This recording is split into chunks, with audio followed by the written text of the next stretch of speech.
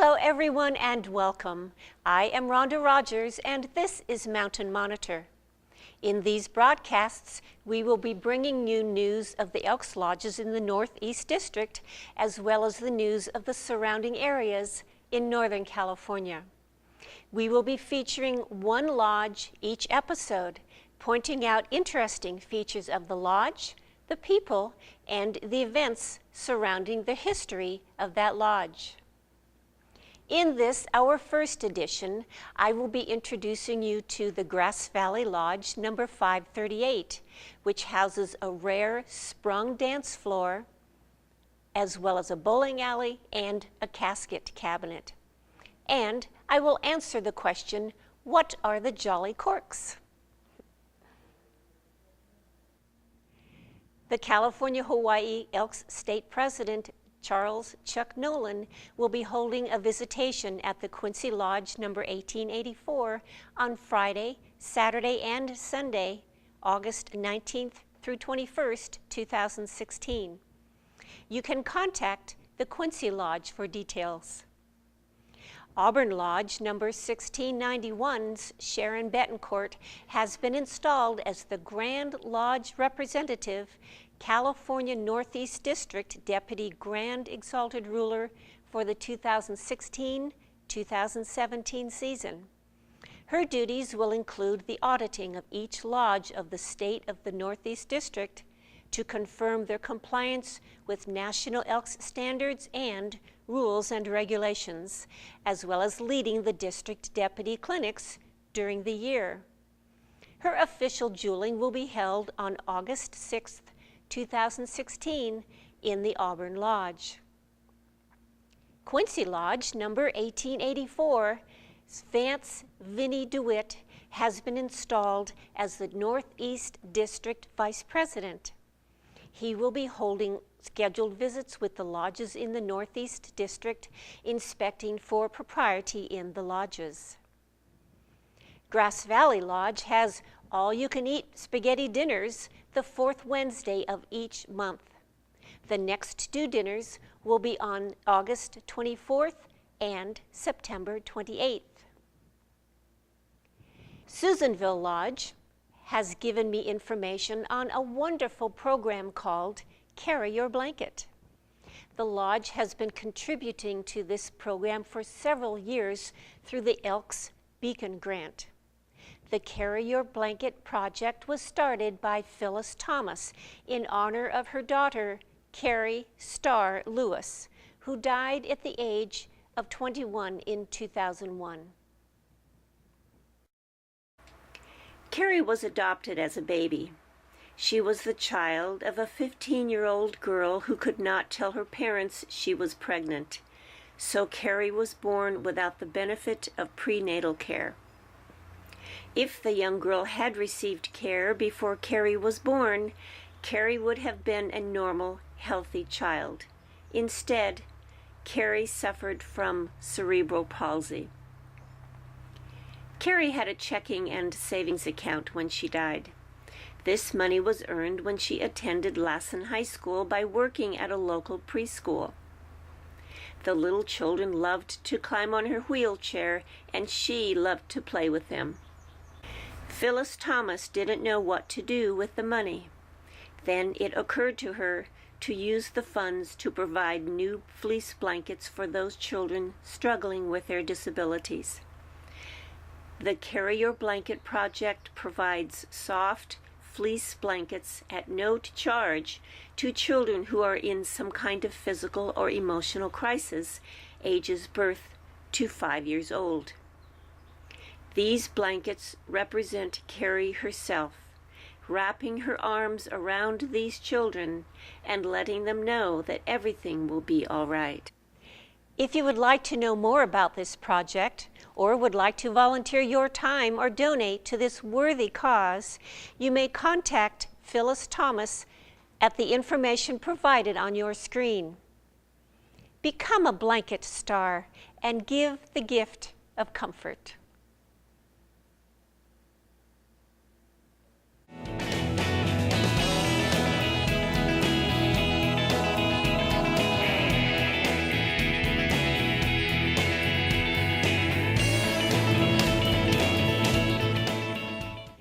75 miles northeast of Sacramento in the foothills of the Sierra Nevada mountain range, there lies the little town of Grass Valley.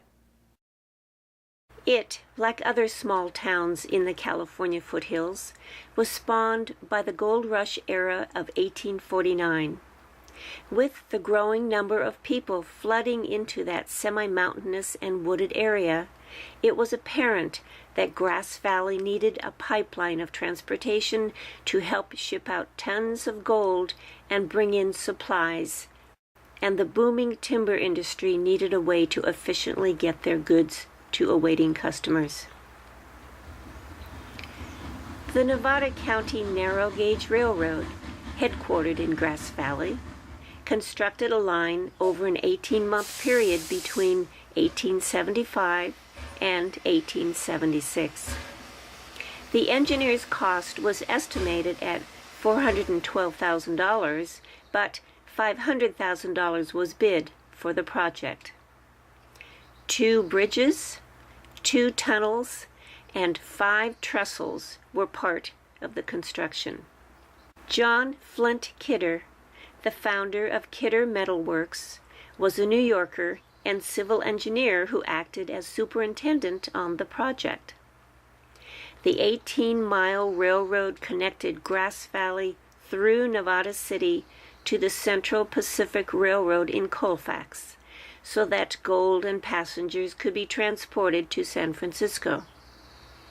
Over $200 million worth of gold was transported during the gold rush, with remarkably no attempts of robbery on the train. John and his wife Sarah settled in Grass Valley in 1884.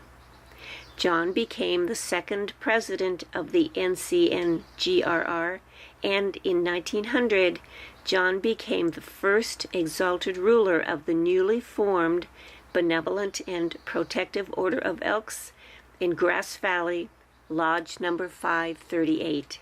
In 1902, John died of diabetes, and Sarah took over the Nevada County Narrow Gauge Railroad Company, becoming the first female president in the world.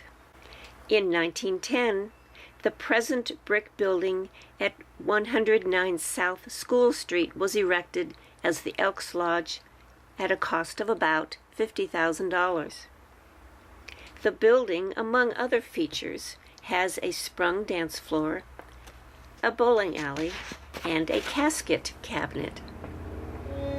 There are only a few sprung dance floors in the U.S., the best known being in the Willowbrook Ballroom in Chicago, built in 1921, the Crystal Ballroom in Portland, Oregon, built in 1914, and the Cabrillo Ballroom in Santa Barbara, also built in 1914. It is said that the Grass Valley dance floor was suspended or sprung using springs from old railroad cars, laid and tensioned in several opposing layers, under opposing layers of wooden flooring.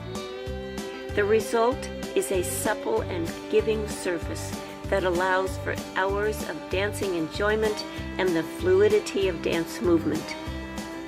The ballroom in Grass Valley is used constantly for banquets, grand parties, and lodge activities. Prairie River, I think there's only like maybe 3 spring floors in the whole United States. Oh. Yeah, if there's that many, you know. Mm-hmm. And where did the springs come from? I don't really know the reason why they put them in there, but where did they come from, the springs? Well, they're actually flat bands that under tension. It goes from one side to the other. See those adjustments right there? They tighten and loosen the bands. Yeah. So. Jerry's a little shy. I understand there's a bowling alley. There is. Would you like to see it? I would like to see that. Yeah.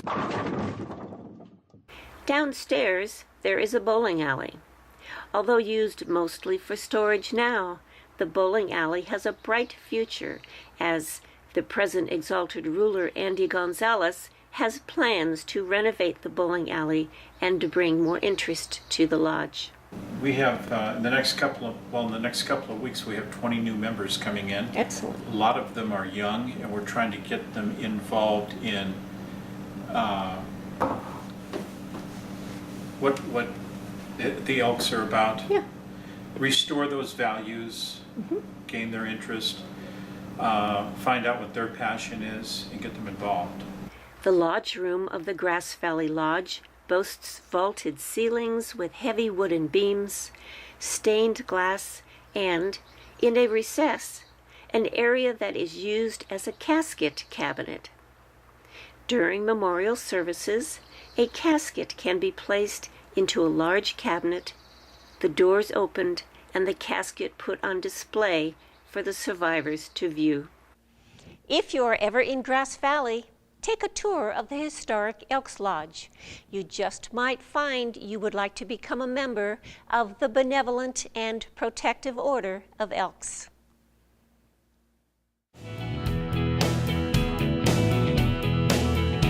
Well, time's not for wasting. There's a monkey on my back. Now I'm wandering this landscape like Jack Kerouac. Do you think I should go back to my old neighborhood? Well, I worked up in a high rise, the 37th floor. I go to bring my coffee, thought I'd never want no more. Welcome to our segment on information about the Elks. This month, we bring you a brief history of the founding of the Benevolent and Protective Order of Elks. And I will answer the question, what were the Jolly Quarks? BPOE stands for the Benevolent and Protective Order of Elks, or as they are affectionately known, the best people on earth. Elks are American citizens who want to save the great American values, who love others and want to make sure they are healthy and happy, and who love life and want to contribute to it as well as to share it. As a member, they find there is nothing better than serving their community through various activities and charities supported by their local Elks Lodge. This is a story of the account of the expansion of a dream of brotherhood which later resulted into the greatest of American fraternities. The founder of the BPOE was an Englishman by the name of Charles Algernon Sidney Vivian, the son of a clergyman and a successful comic singer and dancer in the music halls of London.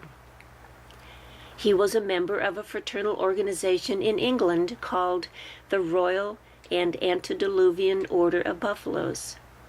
The Buffalo started around 1010, and there is considerable evidence that Charles introduced many of their beliefs to the Elks, including the 11 o'clock toast. In November 1867, 22-year-old Charles Vivian landed in New York via an English trading vessel from Southampton. On the night of his arrival, one of his first stops was at the Star Hotel, a free and easy bar. Vivian met a fellow Englishman, Richard R. Steerley, who was a piano player there. Vivian struck up an acquaintance with him and volunteered to sing a few songs to entertain the guests. When closing time came at the Star Hotel, Steerley took Vivian around to his boarding house, kept by Mrs. Gleesman. There he found a collection of congenial fellows, among them William Bowen, who also knew Vivian in his native land. On another afternoon, Vivian also met Hewley Doherty, Cool Burgess, and Henry Vandermark. The latter suggested that the party shake dice for the refreshments.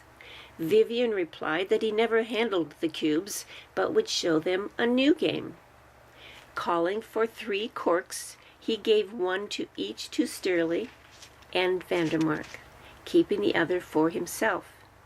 He asked Cool Burgess to be the judge and Doherty to count to 3. They rehearsed the trick of each dropping his cork on the bar and picking it up as rapidly as possible several times. the idea being that the last man to lift his cork was to buy. This was the first introduction of a delectable form of amusement which became popular. The birth of the Jolly Quarks. At about this time, the excise law was being strictly enforced, and Sunday in New York City was a very dry day. Devotees of the cork trick formed the habit of congregating on this day to hold social conventions under the inspiring influences of a stock of beer laid in the night before. This little coterie styled itself the Jolly Corks, with Charles Vivian as the Imperial Cork. While the meetings were held with regularity, apparently no form or substance resulted, except for the adoption of a toast to members of the group not in attendance. Shortly before Christmas in 1867, only a few months after the fellows began to meet, one of their number died, leaving his wife and children destitute. This event gave rise to the notion that, in addition to good fellowship, the Jolly Corks needed a more noble purpose in order to endure, and serving not only their own in need, but others as well, would be appropriate. 2 months later, on February 16, 1868, with a statement of serious purpose, an impressive set of rituals, a symbol of strength and majesty, and such other elaborate trappings that might be expected of a group of actors and musicians, the new fraternal order was launched. The 15 founders of the BPOE desired a readily identifiable creature of stature, indigenous to America. Since the organization's founding on February 16, 1868, the Benevolent and Protective Order of Elks has been recognized by the noble creature that is the symbol of the order. The elk is a peaceful animal, but will rise in defense of its own in the face of a threat. The majestic creature is fleet of foot and keen of perception. A most fitting representation the stately elk is for a distinctively American, intensely patriotic, family-oriented organization subscribing to the cardinal principles of elkdom: charity, justice, brotherly love, and fidelity. Thus, the Jolly Corks were merged into the Benevolent and Protective Order of Elks. Stay tuned as I tell you about what I have in store for you at our next edition of Mountain Monitor. Yeah, back then was clearer. Yards were tender, nice. People trusted one another.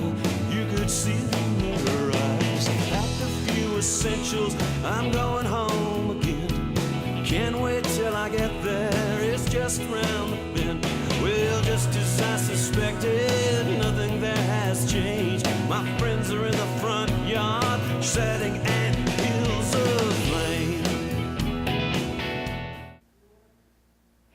Join us for our next episode when we feature the Quincy Elks Lodge number 1884, located in Quincy, California, the county seat of Plumas County and home to the Plumas County Fair.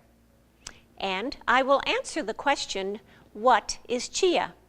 Hint, it is not a fuzzy ceramic planter.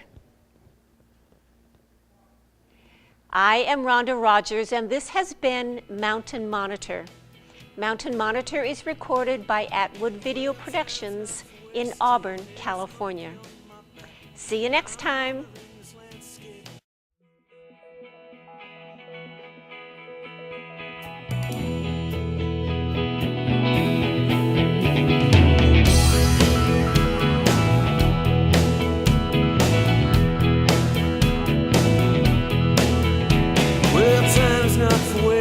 There's a monkey on my back. Now I'm wandering this landscape like Jack Kerouac.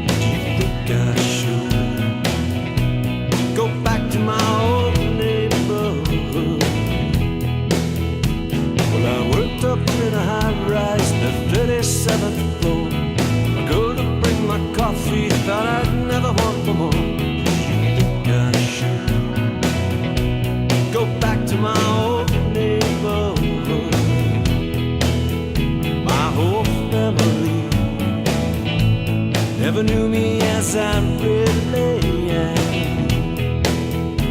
I've crossed the line from apathy to Disneyland. Oh,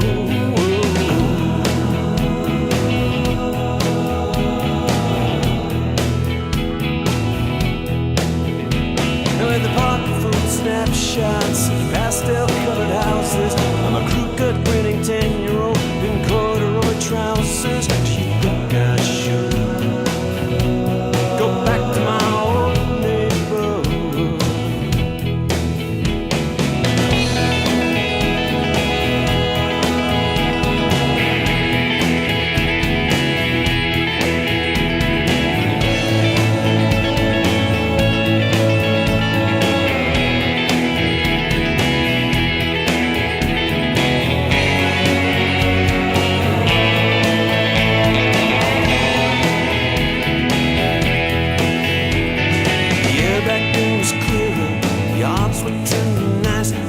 Trusted one another, you could see them in their eyes. Packed a few essentials, I'm going home again.